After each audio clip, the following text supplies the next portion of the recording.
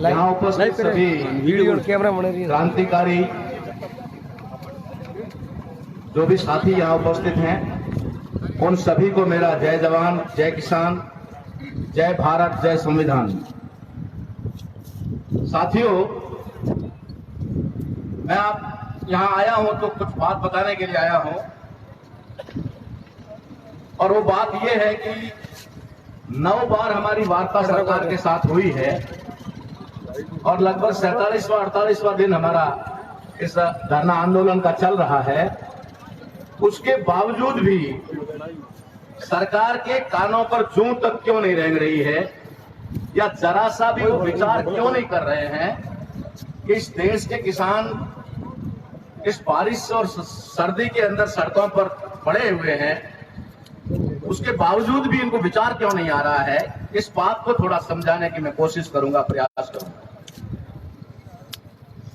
इस देश के अंदर लोकतंत्र है, एक संवैधानिक व्यवस्था है, और संवैधानिक व्यवस्था जिसे लोकतंत्र कहा जाता है उसके 4 पिलर होते हैं। एक विधायिका, दूसरा कार्यपालिका, तीसरा न्यायपालिका और चौथा होता है मीडिया। और इन चारों का अलग अलग काम होता है। इसकी शुरुआत होती है विधायिका से। विधायिका यानी पार्लियामेंट और राज्यों के अंदर विधानसभा, जहां पर हमारे समाज के, हमारे देश के, हमारी प्रजा के द्वारा चुने हुए प्रतिनिधि जाते हैं और वहां पर उनकी ड्यूटी होती है कि वे जनता के और राष्ट्र के हित में विधान बनाए। विधान यानी कानून।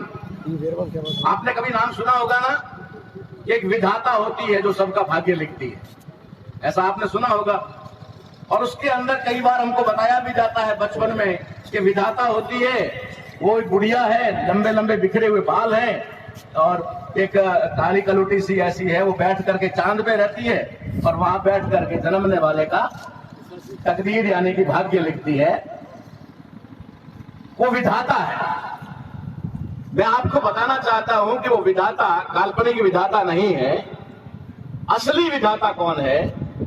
विधाता शब्द है, उसको अगर थोड़ा डिफाइन किया जाए तो शब्द है विधानसभा। जहां पर विधान बनते हैं, कानून बनाए जाते हैं, उसे विधानसभा कहते हैं, उसी को पहले विधाता कहते हैं। तो विधाता में जो उपस्थित, विधानसभा में जो उपस्थित होते हैं लोग, वे लोग अपने अपने एरिया के, जहां से वो चुन करके जाते हैं, वो अपने अपने एरिया में और जिन समाज से वो प्रतिनिधित्व करते हैं उनके लोगों के लिए विधान यानी कानून बनाते हैं। उनके हित के लिए कानून बनाते हैं और उनके भाग्य कोई यहां नहीं होता, तकदीर नहीं होता, हाथ में नहीं होता है, भाग्य कहीं पर लिखा नहीं होता है। भाग्य का मतलब होता है भाग का मतलब आपका हिस्सा यानी आपका शेयर, यानी वहां आपके भाग में लिखा जाता है कि कौन से जिले में कॉलेज होगा, सड़कें होगी, कौन से गांवों को बिजली से जोड़ना है, कौन से गांवों को पानी से जोड़ना है, कौन सी सुविधाएं कहां पर देनी है, ये हमारे भाग में यानी हमारे हिस्से में विधानसभा में लिखा जाता है, विधायिका में लिखा जाता है। तो ये जो विधायिका है, ये विधायिका हमारे लिए कानून बनाती है जिससे हमारा जीवन और ज्यादा सुविधाजनक, अच्छा बने और हमारे समाज को एजुकेशन मिले, तरक्की करे, इसके लिए कानून बनता है जिससे राष्ट्र भी तरक्की करे। ये विधायिका है। कार्यपालिका, जो विधायिका में कानून बनता है उसको ईमानदारी से इंप्लीमेंट करे, ये कार्यपालिका का काम होता है।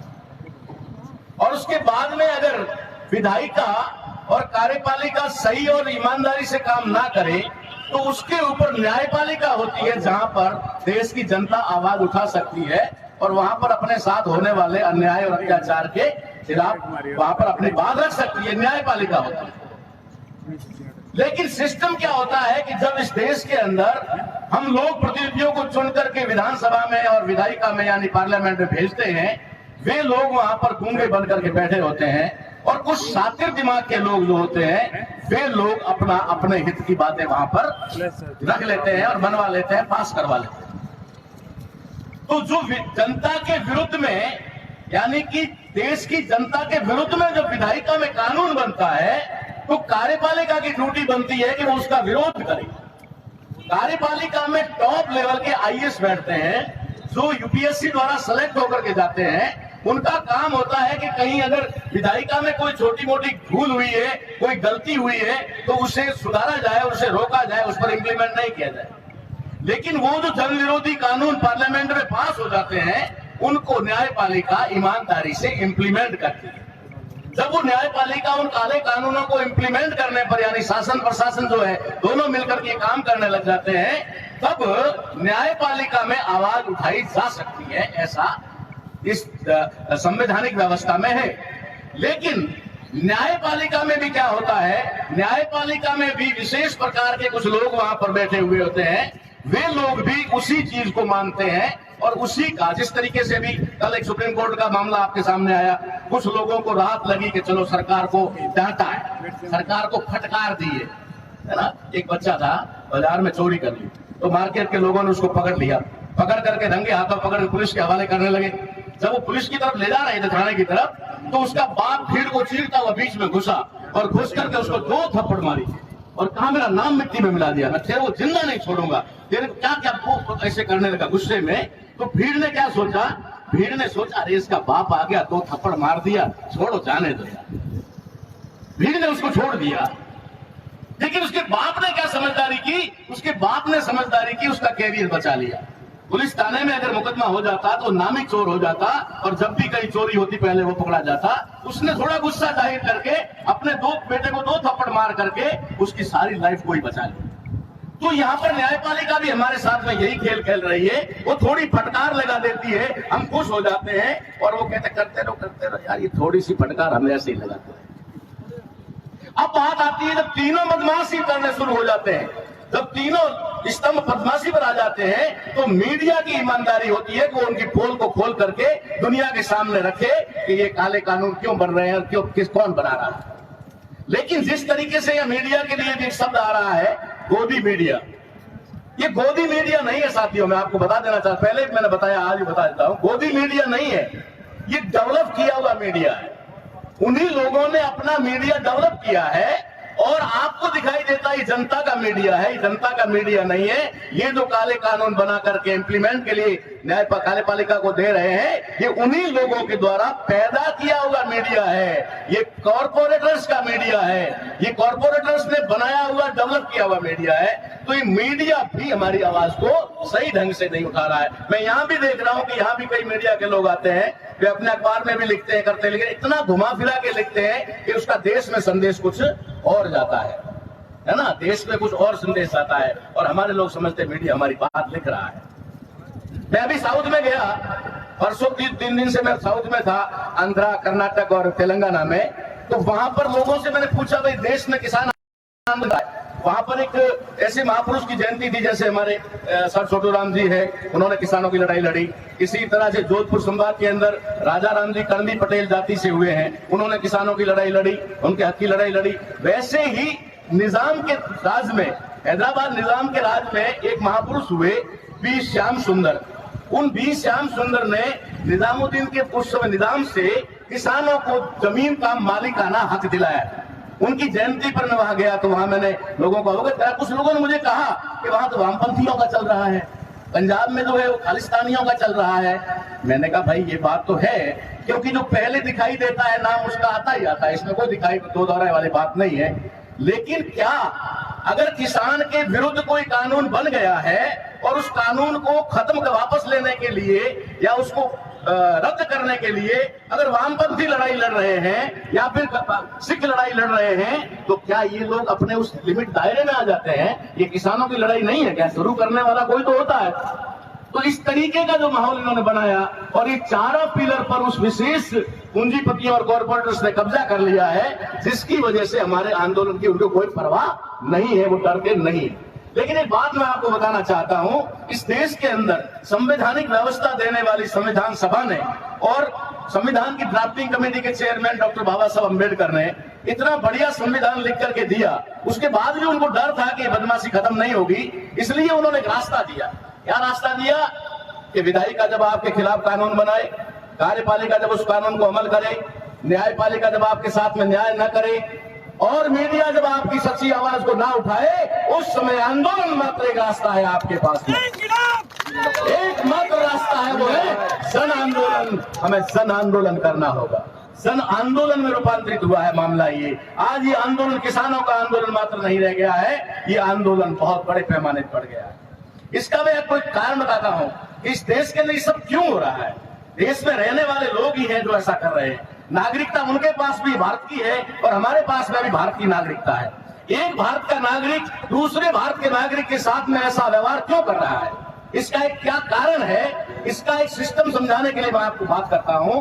इस देश में संविधान के लागू होने से पहले की व्यवस्था जो यहाँ 80-90 साल का है वो अच्छी तरह से जानता होगा, और जो पढ़ा लिखा व्यक्ति है वो भी जानता होगा कि संविधान 26 जनवरी 1950 को लागू हुआ, उससे पहले देश का क्या सिस्टम था, और पहले का जो सिस्टम था वो कितने सालों तक था, हजारों साल तक था, जिसमें हम लोग अधिकार वंचित थे।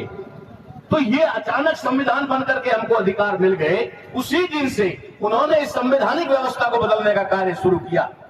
जब किसी देश की संवैधानिक व्यवस्था को बदला जाता है, जब देश के अंदर कोई सिस्टम को नया जैसे कहा ना शाइनिंग इंडिया है ना, देश बदल रहा है। बीएसएनएल के फोन रखने वाले लोग जानते होंगे है ना, देश बदल रहा है। कैसे बदल रहा है देश और क्यों बदल रहा है और किस तरीके से बदल रहा है, दो बात बता करके बात खत्म करूंगा। देश बदलने के लिए मूल रूप से 5 चीजों का बदलना अनिवार्य होता है। अगर 5 चीजों में बदलाव होता है तो देश बदल जाता है। पहली, उस देश का नाम। दूसरा, उस देश का ध्वज, राष्ट्रीय ध्वज। तीसरा, उस देश की करेंसी, मुद्रा। चौथा, उस देश का राष्ट्रीय प्रतीक। और 5वां होता है कॉन्स्टिट्यूशन, यानी संविधान। इन 5 चीजों को बदल दो, देश बदल जाएगा। इस देश में देश बदलने वाले लोगों ने देश का नाम संविधान में इंडिया दैट इज भारत है, लेकिन उन्होंने शुरू से ही भारत की जगह हिंदुस्तान नाम रखा। और पुलिस, मिलिट्री और बच्चों के स्कूल और कोई भी नेता, कोई भी कार्यक्रम, कोई भी फंक्शन है, वहां पर जय हिंद का नारा दिया। मैं कहता हूं कि इस देश के संविधान के साथ गद्दारी हमारे अधिकारियों से भी करवाई जा रही है।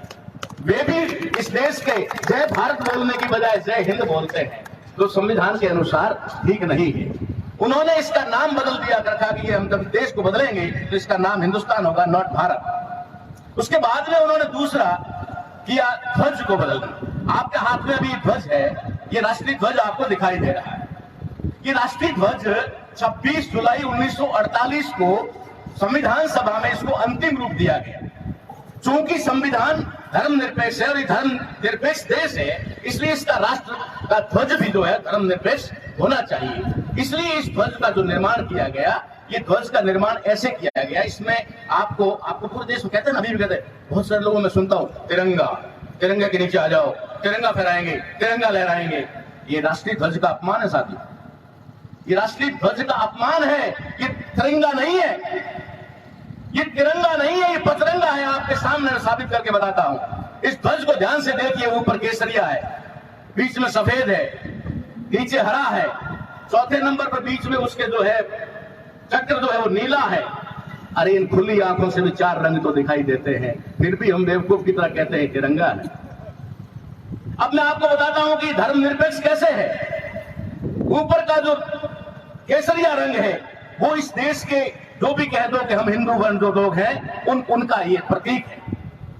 उसके बाद जो सफेद है, ये इसके बीच में चक्र आने की वजह से 2 भागों में डिवाइड हो गया है, एक साइड में जैन और एक साइड में क्रिश्चियन। ये सफेद प्रतीक करता है क्रिश्चियन और जैन को। और नीचे का जो हरा रंग है, ये इस देश के अंदर मुस्लिम कम्युनिटी को बिलोंग करता है और कहता है कि ये उसका भी समावेश इसके अंदर है।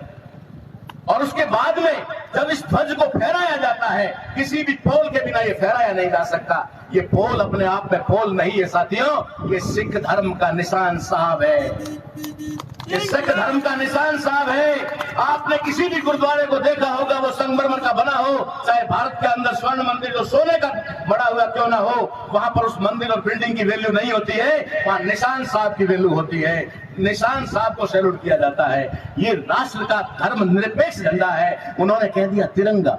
अब इसमें से क्या उड़ाना चाहते हैं वो? इसमें से एक तो उड़ाना चाहते हैं बीच के ब्लू कलर के, यानी कि बौद्ध धम्म को, जो इस देश का मूल धम्म है, बौद्ध धम्म को, उसको उड़ाना चाहते हैं। उसके बाद में जब ये 3 रह जाएंगे तो एक उनका जो कंट्रोल है, कल्चर है, उसके अनुसार रहेगा। तो दूसरा जो है वो क्रिश्चियन का रहेगा, एक ही रहेगा तो जैन हट जाएगा। जैन भारतीय धर्म है, बौद्ध भारतीय धर्म है और सिख भारतीय धर्म है। ये 3 भारतीय धर्म है, इस्लाम, क्रिश्चियन, ये सब बाहर से आए हुए। तो ये 4 ही चीज हमको समझनी है कि वो क्यों राष्ट्र को, ध्वज को बदलना चाहते हैं। तीसरी चीज करेंसी की, आप लोगों की नजर में सिर्फ इतना ही होगा कि नोटबंदी करके उन्होंने 1000 का नोट बंद करके 2000 का लाया। नहीं, ये नोटबंदी नहीं थी, ये नोट बदली थी। इसको कहते हैं नोट बदली। नोटबंदी तो पहले हुई थी, नोटबंदी तो 92 से 94 के बीच में हुई थी। सब आपकी करेंसी के ऊपर भारत का जो अशोक स्तंभ है, 4-3 मुंह वाला शेर, वो था, बड़ा स्तंभ था। उसको हटा करके गांधी जी की जो तस्वीर उसके अंदर डाली, अच्छा किया, कोई बात नहीं, लेकिन राष्ट्रीय प्रतीक को बदल करके उन्होंने करेंसी को बदल दिया था। ये करेंसी बदलने का काम हो गया था। उसके बाद में राष्ट्रीय प्रतीकों को बदला जा रहा है। आज जो भारत के संविधान के अंदर राष्ट्रीय प्रतीक हैं, वे बदले जा रहे हैं। मैं उसका उदाहरण एग्जाम्पल यहां नहीं दूंगा, लेकिन आप ध्यान से देखोगे तो आपको समझ में आएगा। और आखिरी होता है भारतीय संविधान, जिसको बदलने करके इस देश के अंदर फिर से वही पहले वाला कानून को, काला कानून लागू करना उनका जो उद्देश्य है, उसके मुताबिक वो लोग इस देश को फिर से गुलाम बनाने की सोच रहे हैं। वैचारिक रूप से गुलाम बनाने की, मानसिक गुलाम बनाने की बात कर रहे हैं। इसलिए आप लोगों को समझना होगा कि ये कोई साधारण लड़ाई नहीं है, ये किसानों के सिर्फ 3 काले कानूनों की लड़ाई नहीं है। इस देश के अंदर जो कुछ भी हो रहा है उस सब को रोकने के लिए लड़ाई है। जिस तरीके से मैं युवाओं की भागीदारी देख रहा हूं, जिस तरीके से लगातार 1 तारीख के बाद में मैं यहाँ पर अलग अलग संगठनों की भागीदारी देख रहा हूं, कई संगठन ऐसे हैं जो किसान से ताल्लुकात नहीं रखते, लेकिन सिर्फ वो ये कहते हैं कि वो अन्नदाता है तो हम अन्न खाता है, हम अन्न खाता है, हम अन्नदाता के साथ गद्दारी नहीं होने देंगे। ये एक बड़ा मामला खड़ा हो चुका है। इसलिए साथियों, आप सभी लोगों से मेरा जो है निवेदन है कि आप इस राष्ट्र को राष्ट्र बनाएं। राष्ट्र को राष्ट्र बनाने के लिए, इस देश को भारत और भारत की संवैधानिक और लोकतांत्रिक व्यवस्था को जिंदा रखने के लिए आप सभी लोग इस आंदोलन को राष्ट्रव्यापी आंदोलन बनाने में भूमिका निभाएं। जहां पर भी, जैसा कि अभी साथी कह रहे थे, 10, 15, 20 मिनट का अपना समय निकाल करके अपने साथियों को, अपने पड़ोसियों को, अपने भाइयों को, अपने जान पहचान के लोगों को मैसेज करो कि भैया एक ही वक्त है, अगर अपने अधिकार बचा सकते तो आ जाओ। उसके बाद में तुम्हारे पास पछताने के अलावा कुछ नहीं रहेगा। आप सभी लोगों का बहुत बहुत आभार कि मेरी बात को आपने सुना, और संचालक महोदय का विशेष अधिकार कि उन्होंने बीच में नहीं टोका। मैं आप लोगों से फिर बात रूबरू होता रहूंगा, नई बात लेकर के आपके बीच आता रहूंगा। आप सभी का शुक्रिया। आप एक बार मेरे साथ नारा बोलेंगे, मैं बोलूंगा जय जवान जय किसान, आप बोलेंगे जय भारत जय संविधान। जय जवान जय किसान, जय जवान जय किसान, जय भारत जय संविधान। धन्यवाद।